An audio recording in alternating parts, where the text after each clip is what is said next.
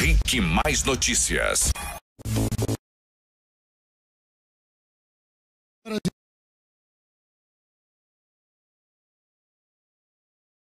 Noite. Resultado da pesquisa de intenção de voto para a presidência depois da impugnação do Lula. Depois que o Lula foi tirado do jogo, depois que o Tribunal Superior Eleitoral entendeu Lula como inelegível por ser ficha suja. Esses números, no momento, mostram Jair Bolsonaro na liderança. Vamos lá, Mark. Nessa pesquisa, o candidato Jair Bolsonaro, do PSL, mantém a liderança e subiu 2 pontos em relação à última pesquisa, divulgada em agosto. Agora ele tem 22% e é seguido por Ciro Gomes, do PDT, e Marina Silva, da Rede, que estão empatados com 12%. Marina se manteve estável. Na pesquisa anterior, ela tinha 12% e Ciro subiu um pouquinho. Ele tinha 9% na última pesquisa. Na sequência, aparece Geraldo Alckmin, do PSDB, que tinha 7% e agora tem 9%. E Fernando Haddad, do PT, tinha 4% e agora está com 6%.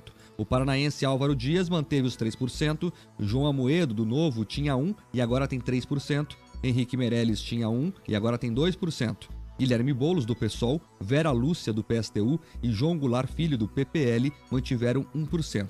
Cabo Daciolo, do Patriotas, e José Maria Imael, do Democracia Cristã, tinha 1% e agora não pontuaram. Votos brancos e nulos somavam 29% e agora são 21%. Os que não responderam ou não quiseram opinar eram 9%, agora são 7%. Daniel. Então nós temos 7% de indecisos, ou não quiseram opinar, né? Brancos e nulos, um percentual alto, né? 29%.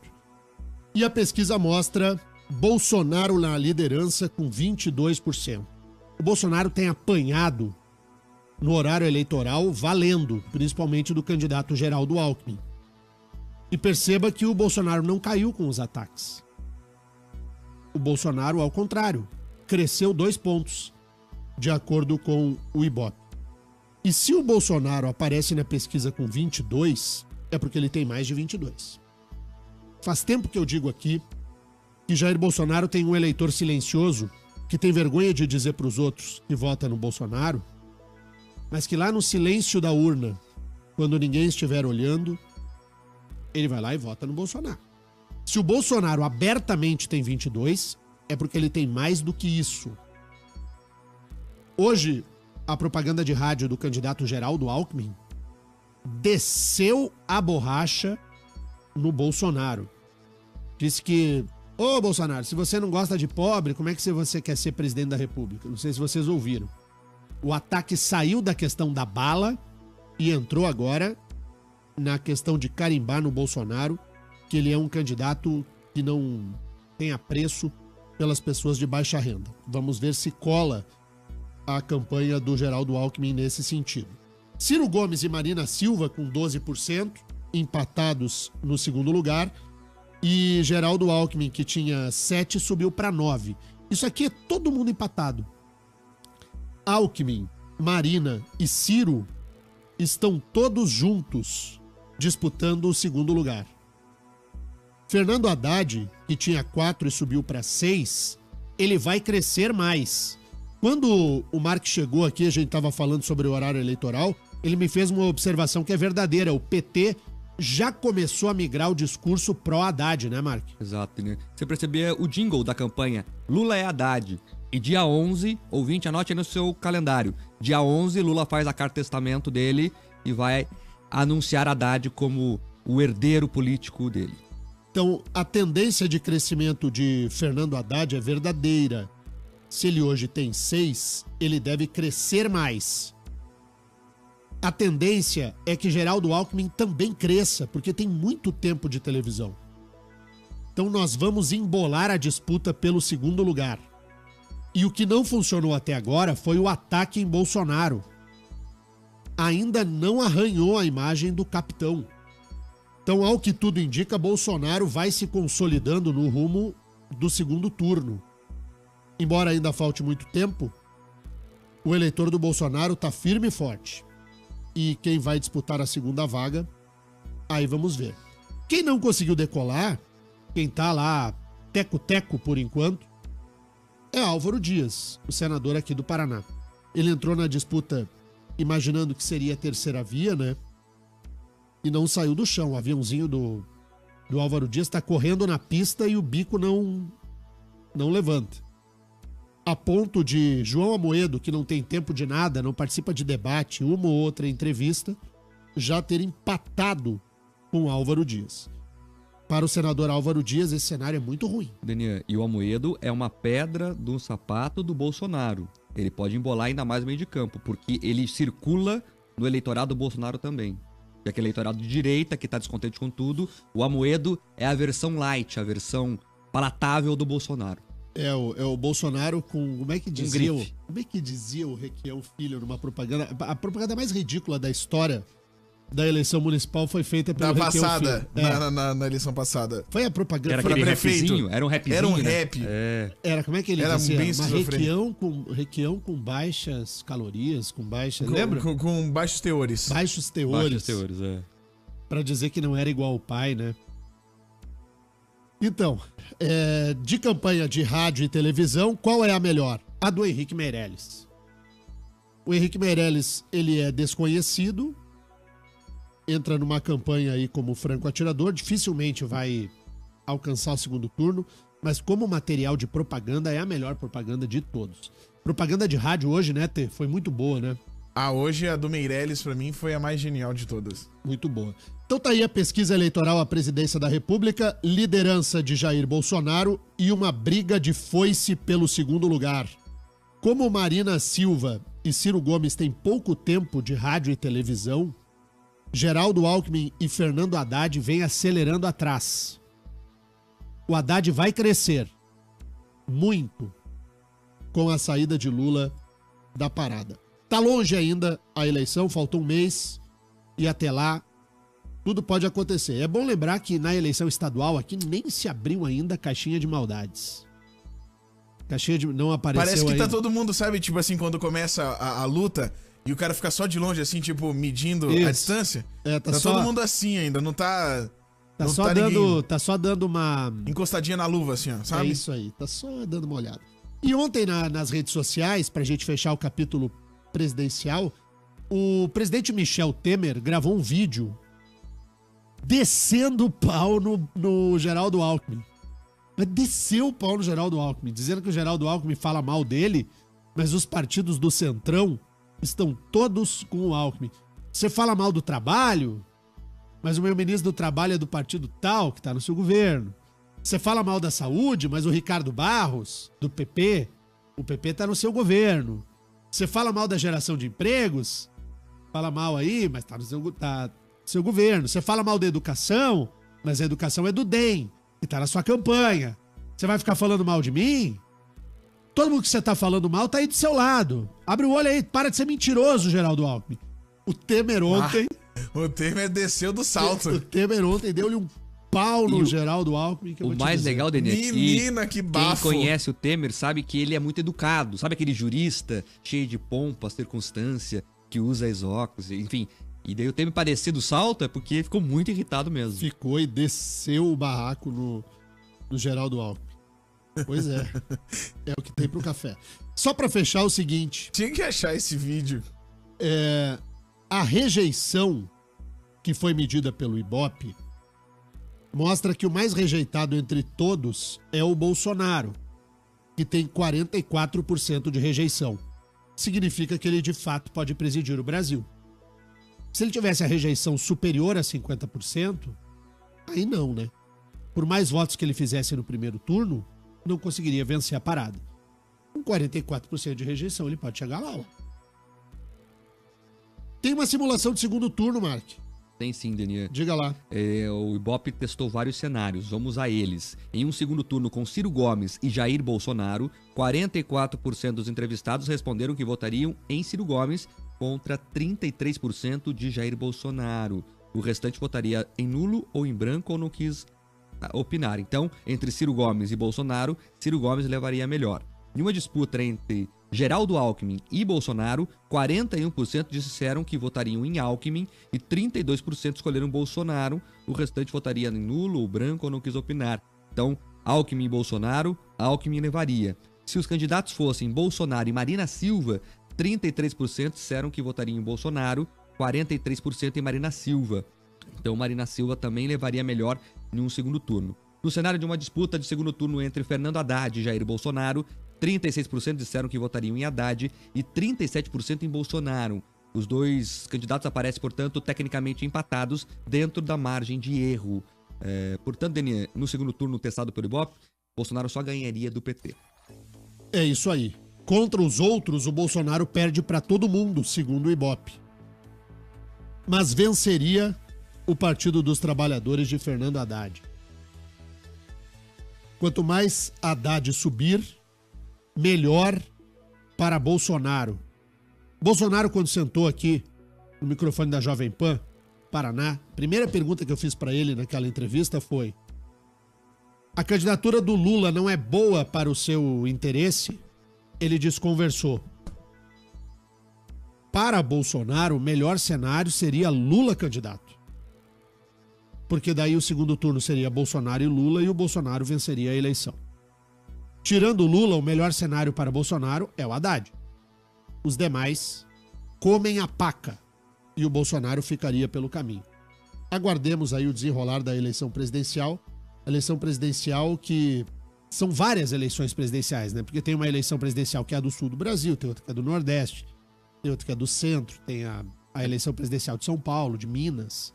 Cada uma é uma. Aguardemos. São 7h42. O momento é do ouvinte na Jovem Pan. Daniel, o pessoal falando aqui sobre a campanha eleitoral e o Diogo de Curitiba, final telefone 8669, pedindo para você falar mais sobre os candidatos ao Senado do Paraná. O Oriovisto. Parece que eu tô pegando no pé do professor Oriovisto, empresário, fundador do Grupo Positivo. Ele ainda não tirou o forró da propaganda eleitoral e agora ele piorou. Hoje o forrozinho entrou só no plim, plim, plim, plim do triangulinho. Hoje foi lá pra lascar. Bom, a eleição ao Senado aqui no Paraná tem dois nomes que são mais conhecidos que os demais: Roberto Requião e Beto Richa. Os dois são favoritos. Há um favoritismo do Requião e um favoritismo do Beto na conquista das duas vagas. Isso pode mudar? Pode, pois 75% dos eleitores ainda não estão firmes sobre a sua escolha ao Senado da República. E é bom a gente lembrar que nós vamos votar 2 vezes para senador. A urna eletrônica vai abrir. Quando abrir a urna, o teu primeiro voto é para deputado estadual. Você vai digitar o número do deputado estadual, são 5 números. Confirma. Vai abrir a tela do deputado federal. Vota 4 números. Confirma. A tela da urna eletrônica vai dizer senador 1. Você vai digitar 3 números, votar no 1. Vai abrir senador 2. Você vai votar no seu segundo candidato. Depois governador e depois presidente. O último voto é o do presidente da República. Por que a eleição ao Senado ainda está aberta, sob o meu ponto de vista? Por causa do segundo voto.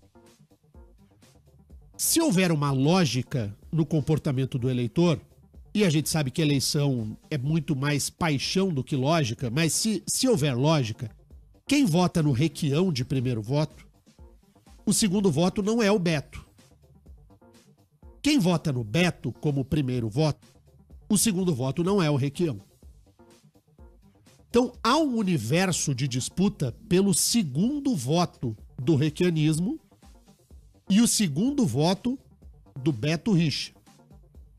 Nesse grupo do segundo voto se inscrevem os seguintes candidatos: Flávio Arnes, da Rede, ele hoje está no partido da Marina Silva; Alex Canziani, do PTB, e o Oriovisto Guimarães.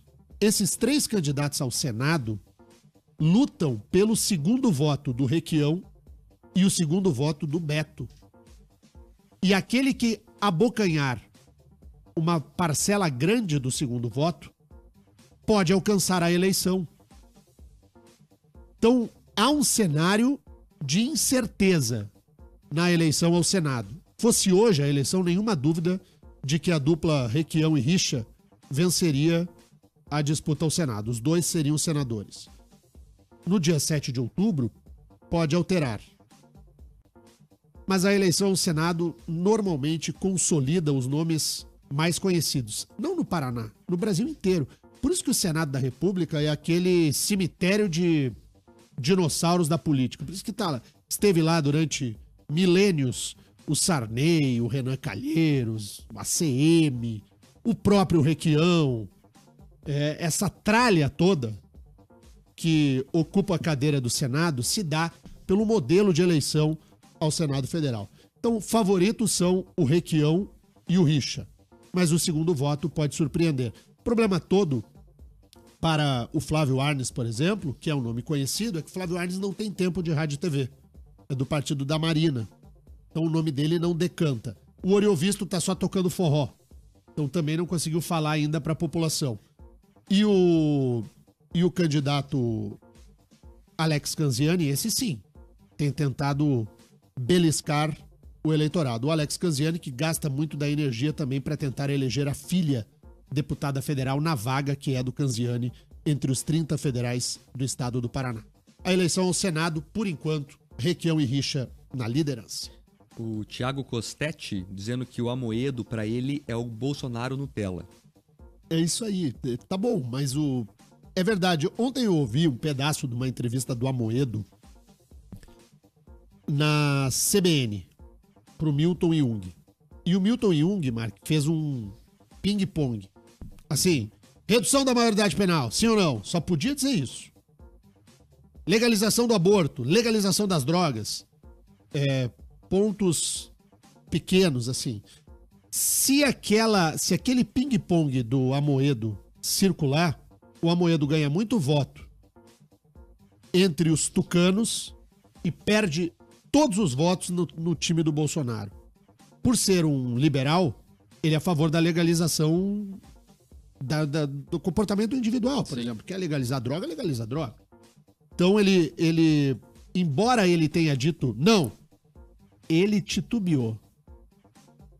Você percebe no Amoedo quando a resposta é uma resposta verdadeira e quando é a resposta que ele tá balançando. Se aquilo ali circula, o Amoedo cresce e aí o eleitor do Bolsonaro volta pro Bolsonaro. Não fica no Amoedo não, porque o Amoedo ele é leve. E o eleitor do Bolsonaro é tiro, porrada e bomba. O Amoedo é um João Dória um pouco mais rico. Não, um pouco não. ele é um João Dória rico. Mas o João Dória, Mark, Terribas, eu concordo contigo. Assim, concordo, acho que você tá certo. Mas o João Dória tem mais traquejo. É que o João Dória é aquele negócio da TV, ele é um comunicador, então o cara sabe melhor. O Amoedo, ele é um cara que ele tá só no backstage, né? Ele tá ali atrás só administrando. É verdade. O Dória tem mais... Um carisma, né? Você olha pra ele faz... traquejo. Acelera e tal. O que mais, Mark? O Ditimar de Ponta Grossa pergunta se você não acha que o Alckmin batendo no Bolsonaro está ajudando o Ciro e a Marina. Acho que não. Eu acho que ele tá tentando ajudar a si mesmo. O Ciro e a Marina têm, na minha concepção, tem pouca chance de crescer além de onde já estão. Eu percebo o potencial de crescimento no Alckmin e no Haddad. Maior o crescimento do Alckmin e do Haddad. E se o Alckmin não crescer com esse tempo todo de televisão que ele tem, também vai um abraço, né? Aí também pode largar os bets, como se diz aqui no Paraná. Mais uma, Mark. O final do telefone 2953, o Luciano Portela, aqui de Curitiba, diz assim: o Amoedo é uma esquerda gourmet, fachada de direita igual o PSDB. Não é. Ele é um homem de direita. Ele é um liberal na economia. Ele não... É que ele é muito... Ele, em certos pontos, ele tem posições que se assemelham à esquerda.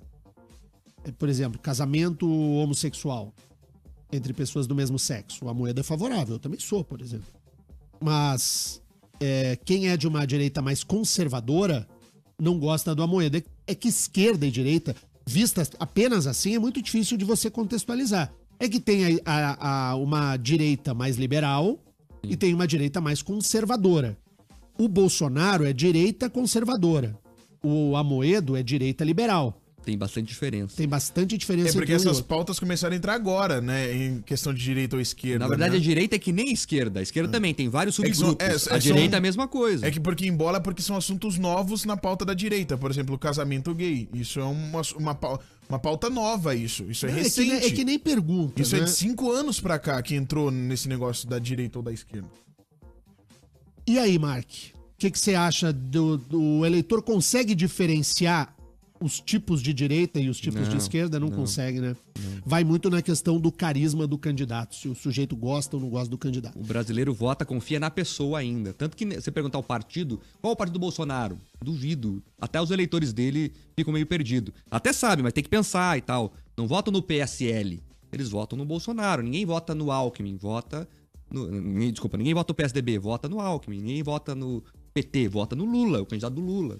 Enfim. Por falar em Lula, o Lula perdeu uma ação que movia contra o procurador Deltan Dallagnol, da Força Tarefa da Operação Lava Jato aqui no Paraná.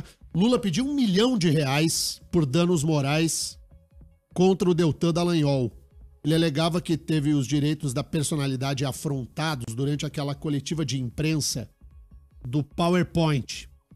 Eu perguntei pro Deltan aquele dia, né, Mark? E o PowerPoint, eu acho que eu mudaria um pouco.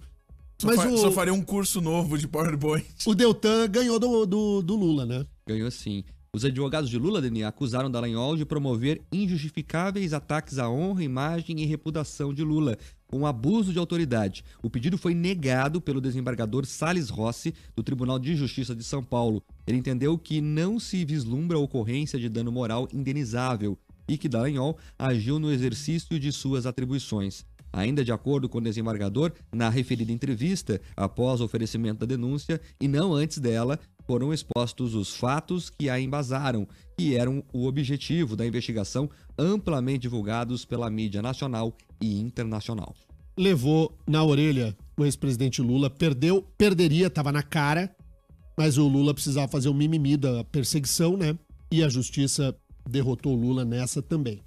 E de outro lado, o Zé Dirceu vai lançar o livro dele.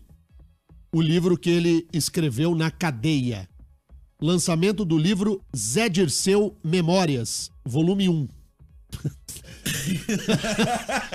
Tem outro volume, pelo visto. O que tem o livro do Dirceu, Mark?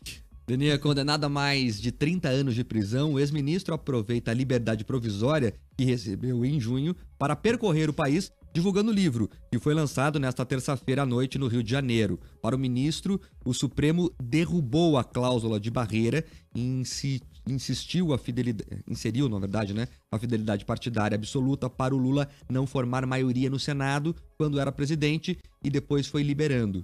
Zé Dirceu ainda afirmou que essas mudanças, somada ao aumento do tempo de rádio e televisão e no acesso ao fundo partidário a novos partidos, acabaram por criar legendas de aluguel e que isso é uma responsabilidade do STF e do TSE. Ao falar sobre uma candidatura de Lula, Zé Dirceu afirmou que tirar um candidato que ganharia a eleição no primeiro turno implica em jogar o Brasil em uma meia democracia. O livro de Zé Dirceu tem 554 páginas e foi escrito no período em que ele esteve preso aqui em Curitiba.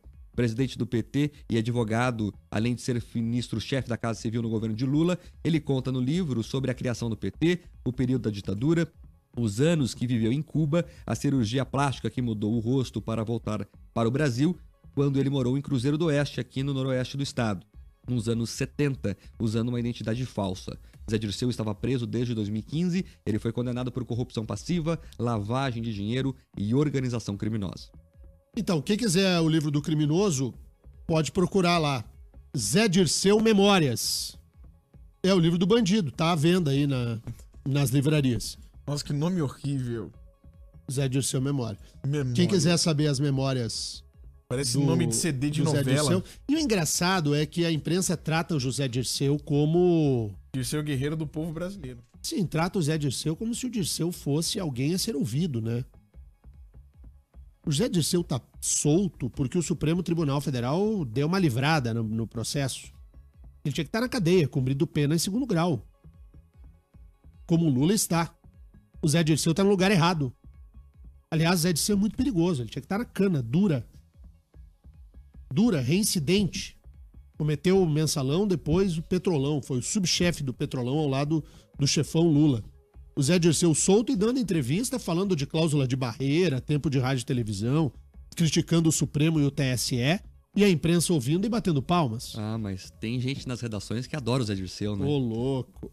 Ô, louco. Intervalo, voltamos na sequência. Rick Mais Notícias. 8 horas da manhã em ponto, atenção. Atenção, pode cortar a trilha, Terribas. Tem uma notícia da madrugada. A notícia do dia é a notícia do dia que nós vamos trazer agora no Rick Mais Notícias. Tem decisão do Supremo Tribunal Federal sobre o caso Lula. O ex-presidente Luiz Inácio Lula da Silva ingressou no Supremo pedindo que a Suprema Corte Brasileira revisasse a decisão do TSE, do Tribunal Superior Eleitoral. A Justiça Eleitoral considerou Lula inelegível.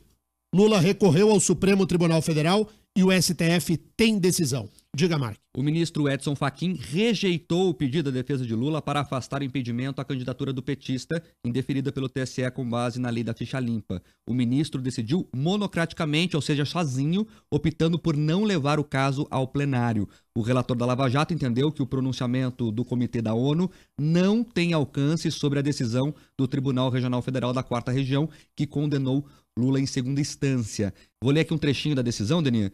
Abre aspas. O pronunciamento do Comitê de Direitos Humanos da Organização das Nações Unidas não alcançou o sobretestamento do acórdão recorrido no TRF4, reservando-se a sede própria temática diretamente afeta a candidatura eleitoral. As alegações veiculadas pela defesa não traduzem plausibilidade de conhecimento e provimento do recurso extraordinário, requisito normativo indispensável à excepcional concessão da tutela cautelar pretendida. Então, ele negou sozinho, monocraticamente, o pedido de Lula em relação à decisão do TSE. Vejam que bonita a posição do ministro Fachin. O ministro Fachin havia sido o voto derrotado no TSE por entender que deveria se acolher à recomendação do Comitê de Direitos Humanos da ONU, pois ele certamente estudou mais e percebeu que o Comitê da ONU não vincula e não tem força sobre o judiciário brasileiro. Ele julgou no Supremo diferentemente do que julgou no TSE. Embora a análise que ele tenha feito no TSE tenha sido uma análise no que toca à inelegibilidade. De qualquer sorte, o que valeu para Fachin no TSE não vale agora no Supremo Tribunal Federal. Eu não vejo problema algum em que o magistrado, em que o ministro mude de opinião. Isso demonstra, primeiro, humildade em reconhecer que o voto proferido lá no TSE estava carente de fundamentação jurídica. O ministro Fachin havia proferido seu voto muito mais no âmbito da política do que do direito. É importante dizer que a decisão do Comitê de Direitos Humanos da ONU não possui efeito vinculante sobre o judiciário brasileiro. O Brasil reconhece a jurisdição da Corte Interamericana de Direitos Humanos, que é corte, é órgão jurisdicional, é justiça internacional para direitos humanos. E esse caso Lula não chegou lá porque não houve o esgotamento do âmbito interno. Ainda havia recursos aqui no Brasil.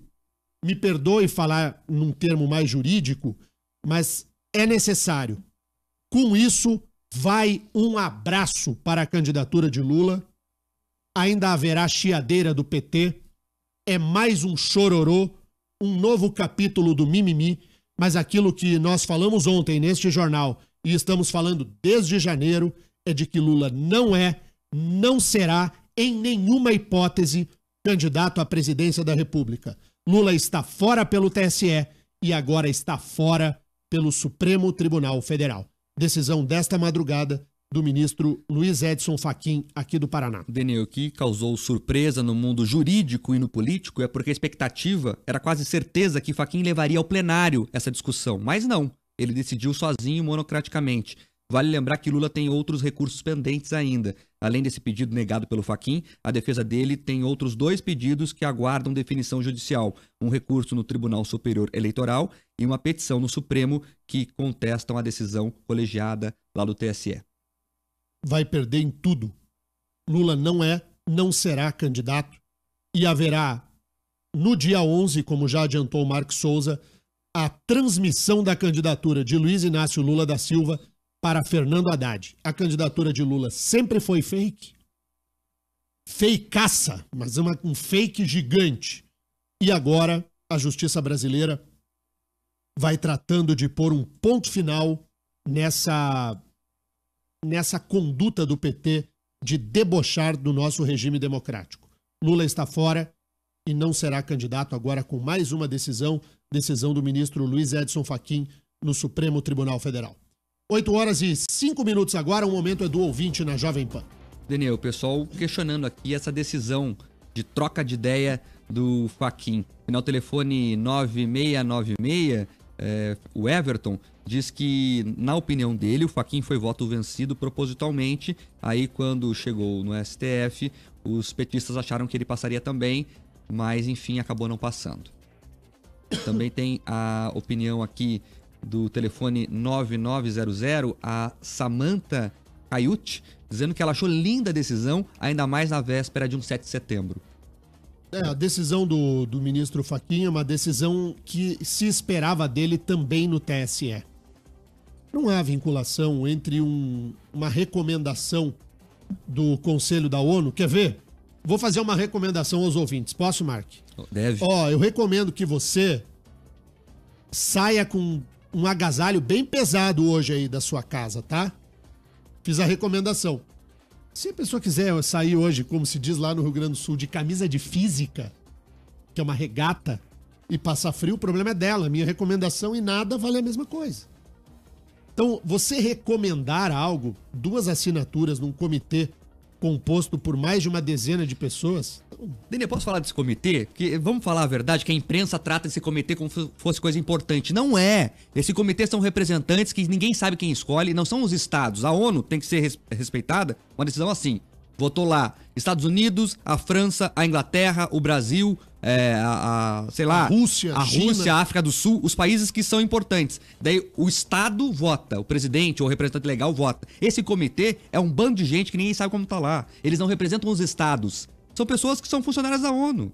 Então não tem peso político zero essa decisão. Não, e a recomendação demonstra preocupação com a questão dos direitos políticos. Não conhece o devido processo legal brasileiro, não sabe nada da lei da ficha limpa, não conhece a Constituição da República Federativa do Brasil, emite um comunicado da ONU lá, e aí, claro, o PT politicamente usa disso para tentar confundir o eleitor. Eu já disse muitas vezes e repito, o PT não tem preocupação com a democracia brasileira, o PT tem preocupação com o PT. Primeiro com o Lula, depois com o PT.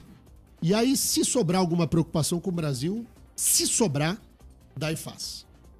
O ouvinte final telefone 6647, o Cabreira Júnior, dizendo assim que é importante alertar, Daniel, que o Fachin não julgou o mérito no STF. Então, na opinião do ouvinte, ele não mudou o voto, ele só fez uma questão processual. Não, que seja, mas ele poderia ter dado com base no mesmo fundamento que ele concedeu no Tribunal Superior Eleitoral. Ainda que tenha se apegado a uma questão meramente processual, ele usou da questão para dizer que não cabe processualmente acolher o que determina o Comitê de Direitos Humanos da ONU. Então pronto. Tá dito. É o teor do julgamento do ministro Fachin. E era isso. E tá certo o Fachin. A decisão correta do ministro Fachin, sob o meu ponto de vista, se deu nesta madrugada no Supremo Tribunal Federal. E aí, Mark?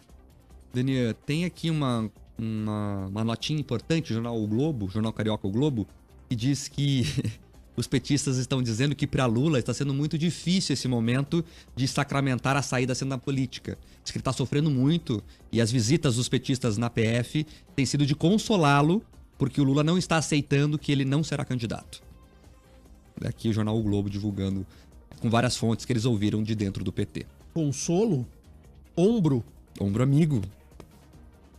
Encosta tua cabecinha no meu ombro e chora. É mais ou menos isso?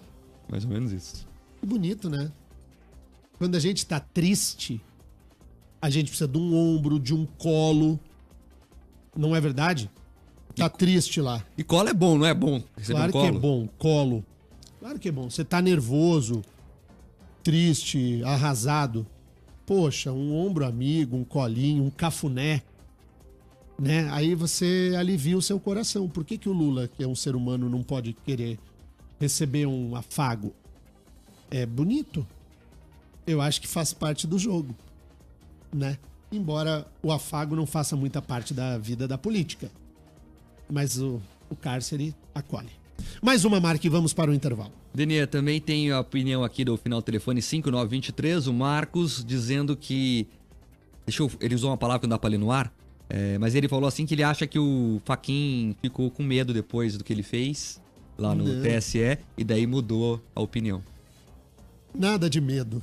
Nada de medo. 7 horas e... 7 não, né? Tô tão acostumado com a questão do... 8h10. 8h10. Eu tô tão acostumado a abrir o horário dizendo 7 alguma coisa, mas como o horário eleitoral nos rifou, a gente foi pra 8 horas e 10 minutos. Uma última aqui, sobre a entrevista que eu comentei do Amoedo. Sabe o que o Amoedo disse na entrevista que faria, Mark? Ele disse que taxaria as igrejas. Ao dizer que taxaria igrejas, o voto do crente, por exemplo, ele jogou toda fora. Então, o Amoedo, que é um novato na política, entrou pelo cano. Outra coisa que o Amoedo falou hoje no horário eleitoral, que ele acabaria com o horário eleitoral gratuito. Claro, ele não tem espaço, né? Daí ele quer... Acabaria com o horário eleitoral. Eu queria ver se ele tivesse 5 minutos no horário eleitoral, se ele discursaria que seria a favor do fim do horário eleitoral. Intervalo, voltamos na sequência com mais notícias e vamos conversar com a doutora Flávia Ode. Rick Mais Notícias. Rick Mais Notícias aqui na Rede Jovem Pan, 8 horas e 14 minutos. Quero agradecer ao Cristiano Santos que me mandou uma mensagem aqui, dizendo que o primeiro voto na urna eletrônica, contrariamente ao que eu disse, não é de deputado estadual, e sim de deputado federal. Abre com o deputado federal e depois o deputado estadual. Então tá bom. Feito o ponto de correção, então a urna é federal, estadual, senador 1, senador 2, governador e presidente da República. Agradeço ao Cristiano pela errata. O Paulo Martins também, ouvindo esse jornal, me mandou uma mensagem aqui dizendo que a Igreja Católica mantém mais de 9.000 hospitais. Em resposta ao que disse o Amoedo, de ser favorável à taxação das igrejas. Só para que a gente tenha uma ideia do reflexo de que isso levaria, por exemplo, à área da saúde. Então, quando eu digo que o espaço, quando é dado ao candidato, é pro bem e pro mal, eu ouvi aquele trecho da entrevista do Amoedo e entendo que o Amoedo foi muito mal. Muito mal. Então o Amoedo vem com essa cara do novo e tudo, mas o Amoedo, eu não sei se verdadeiramente ele pensa aquilo que ele disse, mas ele perdeu muito dos votos que certamente estavam favoráveis a acreditarem na proposta dele para a presidência da República. A verdade, Denê, que o pessoal fala mal das igrejas, cada um tem a opinião que quiser, mas as igrejas fazem um trabalho muito importante de inclusão social. Seria muito pior as ruas aí, o pessoal que está envolvido com droga, que está sem condições sociais, se a igreja não fizesse um trabalho sério. Isso é a igreja católica, a igreja evangélica, a igreja batista, enfim, todas as religiões que dispõem de serviço social. Então, antes de criticar o trabalho da igreja, você que não frequenta a igreja, você que não tem uma religião, você que não professa alguma crença, respeite quem professa. E a igreja faz um trabalho importante, sim, inclusão social, isso é inegável. Tem um monte de igreja que, né, que comanda NA, um monte de coisa assim que é bem importante mesmo. É que tem setores assim que é legal falar mal da igreja, da religião, sabe? O Estado é laico, daí quem é ateu gosta de falar mal da igreja, mas é importante respeitar quem tem fé também, então tem espaço para todo mundo. O Estado laico significa que o Estado não tem religião oficial. O Brasil é um Estado laico, não possui uma religião oficial. Mas no Estado laico brasileiro é assegurado o direito de liberdade religiosa, que é um direito fundamental inatacável. Cada um professa a fé que entende. Se você vai ajoelhar perante Cristo, se você vai virar para Meca, ou se você vai bater cabeça no terreiro de Umbanda, essa é uma decisão individual. E toda a crença deve ser respeitada no Estado laico brasileiro. Cada um que professe a sua fé ou que não professe fé nenhuma. Mas você diminuir a fé do outro e tratar o outro como uma pessoa menor porque ele tem fé, acredita e defende a sua religião, é algo próprio de quem não consegue conviver livremente no ambiente democrático. Eu não consigo compreender determinados comportamentos em redes sociais. Quer dizer, consigo compreender. São pessoas que não têm na veia o sangue democrático, que acha que a sua posição é a que vale e todas as outras estão erradas. As pessoas que dizem morte ao Bolsonaro, outros dizem pelo fim do PT, morte ao Lula, morte... Gente, a democracia se sustenta também nos extremos. Há pessoas que querem se aproximar do extremo e pessoas que querem ficar mais pro lado do centrão, aspas. Mas não se constrói democracia sem pluralismo. Imagina... Você é muito pretensioso de achar que só a sua tese ideológica prospera diante das outras. Imagina um país desse tamanho sendo regido, por exemplo, pela Igreja Católica. Não tem como. São muitas culturas. Digamos que nós tivéssemos uma religião oficial, que nem né? A Itália, por exemplo. Não, mas a Itália não é. A Itália também é Estado laico. Mas a Itália é muito forte no catolicismo. Que a Itália talvez seja o país mais católico do mundo no sentido de presença da igreja de uma maneira mais ostensiva. Sim. Itália, Portugal, a Espanha. Portugal, no Porto, por exemplo, se você subir uma parte mais alta da cidade e olhar, você vê tanta cruz de igreja católica que tem uma quadra na cidade do Porto que é bem legal. Tem uma igreja de um lado da rua, você atravessa a rua, tem uma igreja do outro lado da rua. São duas igrejas católicas na mesma rua. Essa questão de uma cultura, nós somos de cultura cristã e de cultura católica, basicamente, no Estado brasileiro. A nossa cultura é cristã, mas nós somos um Estado laico de respeito à liberdade religiosa. 8h19, o momento é da saúde. Agora, Pílula da Saúde, com a doutora Flávia Odi. Lembrando que tem um oferecimento de Frischmann Isengard, qualidade que você conhece pelo nome, desde sempre o seu laboratório. Muito bem, doutora Flávia, muito bom dia. Bom dia, Daniel. Mark, hoje a gente vai abrir o espaço ao ouvinte para perguntar o que quiser a doutora Flávia. Doutora, para começar, tem vários ouvintes aqui perguntando ao longo da semana sobre o jejum intermitente, mas dessa vez tem novidade, Daniel. Tem uma pesquisa nova que diz que o jejum intermitente faz mal, que aumentaria aí os níveis de glicemia e poderiam até favorecer a diabetes. Isso é verdade? Como é que tá isso? Não é verdade. Vários estudos desses são muito complicados de serem interpretados. Porque é a maneira com que fazem os estudos que não correlacionam, fazem estudos observacionais, na verdade, mas não fazem a correlação desses dados. O que acontece na maioria das vezes é que as pessoas fazem o jejum intermitente e na refeição seguinte elas acabam comendo de maneira errada. Então elas acabam comendo muito carboidrato, ou fast food, ou, enfim, comidas processadas que vão fazer esse mal após. Mas não por conta do jejum, bem pelo contrário, o jejum intermitente tem inúmeras evidências científicas mostrando benefício na diminuição da glicemia, na diminuição do risco de diabetes, hipertensão, na parte de ser um anti-inflamatório, um antioxidante. Doutora, de uma vez por todas, qual é o tempo do jejum intermitente? Quanto tempo tem que demorar, assim, que a pessoa sem comer nada? Para ele ser eficiente, veja, uma pessoa que logo que começa, ela não consegue O sujeito comeu uma pizza ontem de noite, 10 da noite, quando é que ele tem que voltar a comer? O ideal é que ele faça pelo menos 15 a 16 horas de jejum. Então, o que eu acho mais fácil, isso depende de cada pessoa, mas eu acho mais fácil fazer o jejum à noite, depois comer até as 8 ou 9 no máximo, e almoçar entre meio-dia e 1. Porque aí você tem um período de sono em que a pessoa não vai ter tanta fome, vai estar mais fácil do que fazer durante o dia, do que pular um almoço, um jantar. Mas é importante que seja mais do que 12 horas, isso sem dúvida nenhuma, para que ele seja eficiente. Se a pessoa janta por volta de umas 9 horas da noite, ela volta a comer que horas, então? Entre meio-dia a 1h da tarde. Pula praticamente o café da manhã. Lembrando que no jejum pode ser tomado café preto, chá natural, água com limão, até café com estévia, o xilitol, isso pode. O que não pode é ingerir... Não pode comer. Não pode comer. Né? E não pode usar açúcar. No café com açúcar não pode também. E não pode comer... Nada mesmo, não pode comer nem alface. Nada. E assim, após esse término do jejum, é importante que a pessoa faça uma refeição equilibrada. Por isso o problema do trabalho, provavelmente. E em pessoas que não querem emagrecer, ela pode repor isso que ela não comeu no café da manhã nas refeições seguintes. Se o objetivo for só desinflamar, for só ter um trabalho preventivo. Se a pessoa está em restrição calórica, ela não vai repor isso que ela deixou de comer no café. Mas tem gente que come só de tarde e não janta, tem gente que não almoça, mas eu vejo na prática que acaba sendo um pouco mais difícil. A Ingrid Thaís, de São José dos Pinhais, pergunta sobre a dieta dos 3 dias do ovo. Nem sabia que existia isso. Isso são N variações de internet, de Google. Na verdade, né? 3 dias do ovo. 3 dias do ovo. 3 dias do ovo é complicado. E ela pergunta como fazer corretamente. Mas Olha, o que é a dieta dos 3 dias do ovo? Você faz 3 dias como se fosse um intensivo só com proteína, onde você come 6 a 8 ovos por dia e é uma dieta proteica praticamente sem carboidrato, muito baixo carboidrato.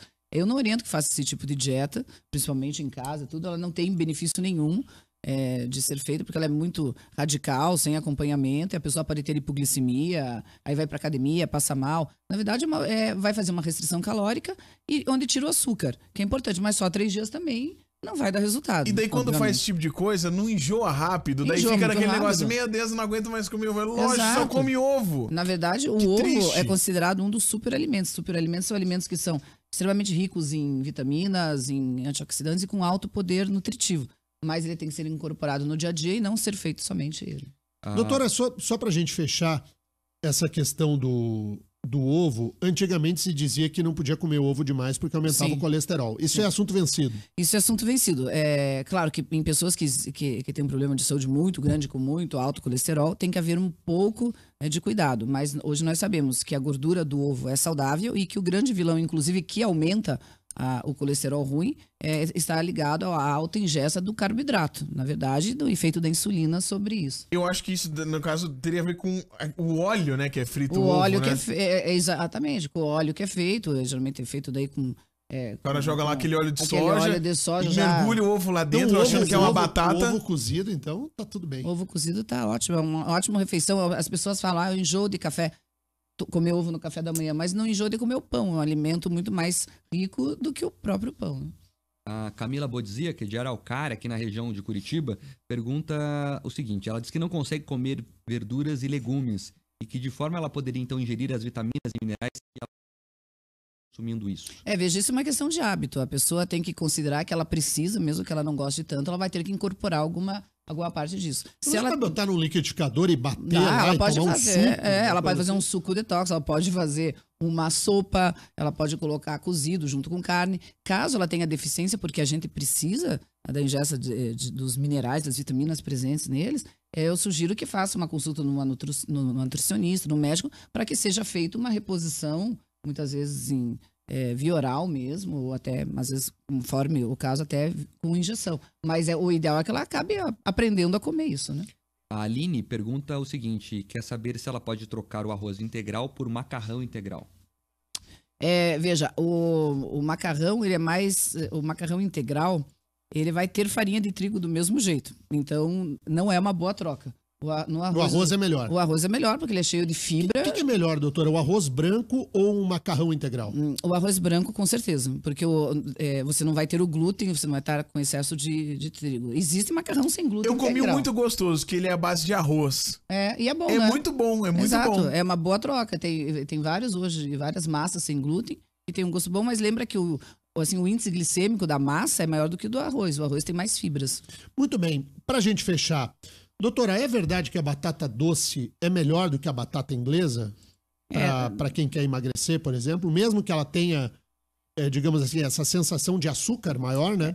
Veja, isso é muito... Porque tem gente que é movida a batata doce, né? Isso acaba sendo ainda um resto dessa cultura que tinha nos anos 90, né? Da batata doce, do frango. Mas em relação a calorias, ela é muito parecida à batata inglesa ou à batata salsa. O que ela tem é que ela dá bastante energia antes de um treino, né? E ela repõe também carboidrato e tem um índice glicêmico um pouco menor do que a batata normal. Mas a gente pode, sim, fazer uma refeição com uma batata normal, inglesa ou a salsa, para quem não gosta, e não vai ter um impacto tão grande. Tudo depende do contexto que a pessoa está fazendo. Não é assim, comer uma batata doce à vontade também e achar que tá tudo bem, né? O sujeito come 5 batatas Cinco doces. batatas fritas, doces, com mais 6 ovos. Não é assim. Na verdade, Sai acabou parecendo um ficando um motor resto de- ainda dessa comida maromba, né? Do Sabe que frango, eu me da lembro, batata doce. eu me lembro, Terríveis, eu não sei se isso aqui é uma cultura paranaense, eu me lembro da minha avó pegando uma carne tipo costela, Aham. E colocando no a batata, forno a a batata salsa. pra assar. Junto Não, com a a batata batata. doce. Batata doce. Ela colocava batata doce junto com aquela costela bem gorda. Parece que ela escolhia a mais gorda que tivesse pra escorrer a gordura em cima da batata Meu doce. Deus, hein, cara. Mas é Agora bom, de né? manhã. E a gordura? Chega a encher a Comeria boca d'água. agora, Mas fácil. vamos lá, que a gordura dessa carne é melhor do que uma gordura de um óleo de soja. E Verdade. do que um azeite industrial. A banha de porco. É disso que eu ia falar A agora. banha de porco é mais saudável do que a... Tipo no sítio, você tira o pão Exato. do A forno. manteiga é mais e saudável passa que a margarina. a Tudo banha, depende assim, da quantidade. Mas você Claro. pode, muitas vezes, comer. É mais saudável do que os industrializados, sem Se dúvida nenhuma. você ainda não cozinhou com banha de porco, Ah, É muito você bom. não sabe o que é sabe viver. que a vida- Banha de- Você não sabe o que E a que nem vida eu é falo, colorida. quanto mais nome tem na comida, menos comida ela é. Você vai lá, banha de porco é banha de porco, manteiga é manteiga. Agora você coloca um óleo, um azeite, um óleo de soja, óleo de girassol, óleo de... Você tem de canola, tem N componentes químicos mostrando que não é uma comida natural. muito bom. Vamos embora? Vamos embora. Eu tenho Doutora Flávia, muito obrigado pela presença mais uma vez aqui conosco. Obrigada. O quadro Pílula da Saúde tem oferecimento do Frischmann Isengard, qualidade que você conhece pelo nome, desde sempre o seu laboratório. Mark Souza, você vai fazer uma consulta aos universitários para saber se amanhã você vem, é isso? Exato. Então tá bom. Mas assim, ó, amanhã tem jornal. Amanhã tem jornal. Qualquer coisa eu faço. Deixa aí que a gente entra aqui e fala uns negócios aí. Pode ser, se o Mark conseguir convencer a chefia, que o Mark amanhã durma até as 8h15, que é o máximo que você vai Ele conseguir. não consegue. Pior que é isso mesmo. Pensa, sábado, domingo, vou dormir até meio-dia. Que Não nada. vai, não tem 8h15, 8 horas. Às vezes às 7, acredito, isso eu aí. acordo. Valeu, gente. Tchau, Muito gente. obrigado pela audiência.